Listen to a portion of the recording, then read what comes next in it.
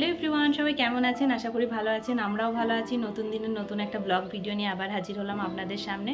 তো চলুন, আজকে যাচ্ছি রেডি হয়ে শ্বশুরবাড়ি। তো আজকে আমরা শ্বশুরবাড়িতে গিয়ে সারাদিন কি করব না করব সবটাই শেয়ার করব। তো সাথে থাকতে হবে আর পুরো ব্লগটি স্কিপ না করে দেখতে হবে। তো চলুন, এই যে কিট্টুকে এখন রেডি করে দিয়েছি, ওর মাথাটা এখন বেঁধে নেব।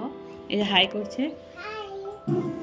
হ্যাঁ, তো আপনারাও আমার সাথে থাকুন। আশা করি আজকের ব্লগটা আপনাদের ভীষণ ভালো লাগবে। সকাল সকাল উঠে আমরা দুজনে আগে রেডি হয়ে তারপরে কিট্টুকে উঠিয়ে ওর স্নান কমপ্লিট করে এই যে এখন ওকে রেডি করিয়ে দিচ্ছি। আর ওর চুল প্রত্যেক দিন ধোয়া হয় না, একদিন অন্তর অন্তরই ওর চুল ধুতে হয়। চুলটা যেহেতু অনেকটা বড় হয়ে গেছে আর ও তো নাচ করে, ওই জন্য চুলটা কাটিও না, তবে একটু চুলটা কাটতে হবে।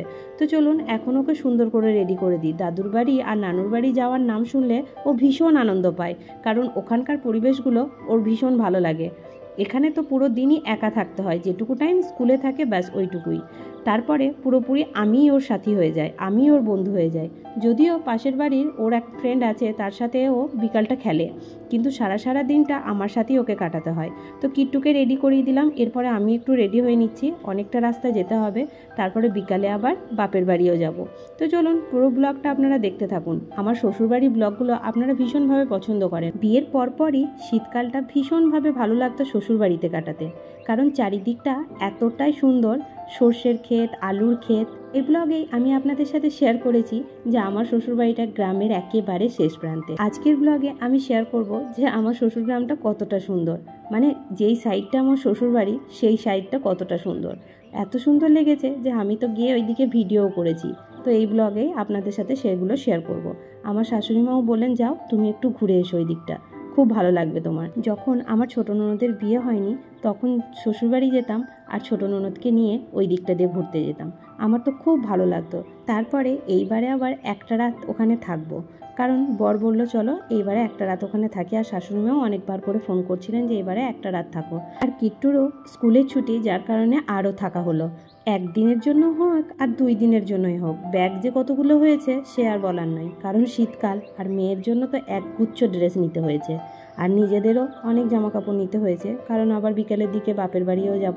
বাপের বাড়ি যাব ওই 1-2 ঘন্টার জন্য, কিন্তু রাতে শ্বশুর বাড়িতেই থাকবো।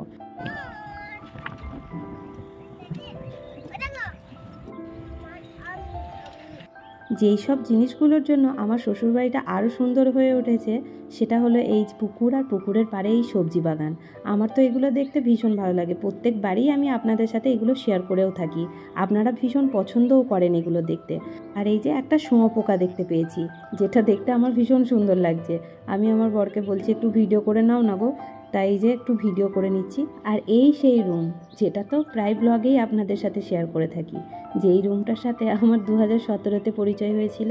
এখন আমি বর্ধমানে থাকলেও এই রুমটার প্রতি সে একই রকম ভালোবাসা আর একই রকম মায়া কাজ করে। এখন এসছি এই যে গাছের পেয়ারা পাড়তে, এইগুলো হলো আমার শাশুড়ি মায়ের গাছের পেয়ারা। যখন থেকে কিট্টু যাবে বলেছে বাঁচিয়ে এই পেয়ারাগুলোকে গাছে সযত্নে রেখে দিয়েছিল, কারণ কিট্টুর ড্যাডি পেয়ারা খেতে ভীষণভাবে ভালোবাসি, ওই জন্যই গাছে পেয়ারাগুলো সযত্নে রাখা হয়েছিল। এখন চলে এসেছি শিম গাছে। আমার শ্বশুরমশাই আর শাশুড়ি মা ভীষণভাবে গাছ লাগাতে পছন্দ করেন, ওনাদেরও অনেক রকম বাগান আছে ওখানে। ওই জন্য বললো বিকালে যেহেতু বাপের বাড়ি যাবে তাই শিমগুলো নিয়ে যাও, তোমার মা বড় মা সবাইকে দেবে। ওই জন্য নিয়ে গেলাম শিম, টাটকা গাছ থেকে তুলে আমাকে এক ভর্তি করে দিল। তো এরপরে যাচ্ছি সর্ষের ক্ষেত দেখতে। এই দিকটা এতটাই সুন্দর যে আমি না এসে থাকতেও পারলাম না। শাশুড়িমাও বললেন যাও একটু ঘুরে এসো, তোমার ভালো লাগবে, আর একটু ভিডিও করে নেবে। ওই যে প্রথম থেকেই বলেছিলাম আমার শ্বশুরমশাই শাশুড়িমা আমার ভিডিও করা নিয়ে কোনো আপত্তি করে না, বরঞ্চ আমার ভিডিও করা নিয়ে আমাকে সাপোর্টই করে। পরে আসি, অনেকে হয়তো কমেন্টস করতে পারেন যে গ্রামের বউ হয়ে কিরকম মাঠে ঘুরে বেড়াচ্ছে, সেরকম কিছু নয়। আমার শ্বশুরবাড়িটা একেবারে গ্রামের শেষে, তারপরে আর কোনো বাড়িই নেই, আর এই দিকটা একেবারে ফাঁকা, যার কারণে আমার শাশুড়িমাও বললেন যে তুমি একটু ঘুরে আসো। ওই জন্য শাশুড়ি মায়ের পারমিশন নিয়ে আমি এই দিকটাই এসেছি। कागज के 2 पंख लेके उड़ा चला जाए रे, जहाँ नहीं जाना था ये वही चला हाय रे।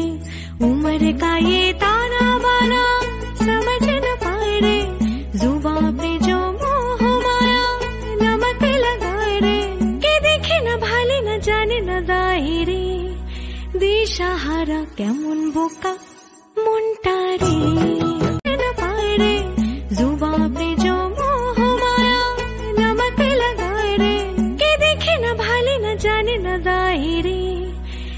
দিশাহারা কেমন বোকা মনটা রে।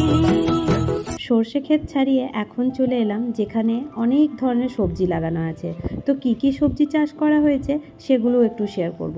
মনেই হচ্ছিল না বাড়িতে গিয়ে ঢুকে পড়ি, এত সুন্দর চারিদিকটা আর এত ফাঁকা। আমি, আমার বর আর কিট্টুই ছিল। এই দিকটা হলো আলুর ক্ষেত, এই যে এগুলো আলু গাছ, আর এইদিকে ধনেপাতা, পালং শাক, বাঁধাকপি, ফুলকপি, নানান রকমের সবজি। শীতকাল মানেই সবজিতে ভরপুর থাকে মাঠ।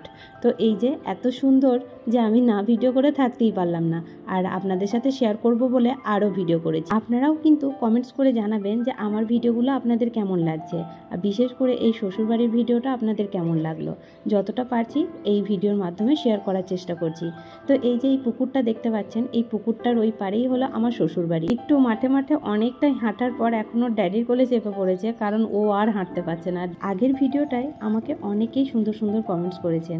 যারা যারা কমেন্টস করেছেন তাদের প্রত্যেককে জানাই অনেক অনেক ভালোবাসা।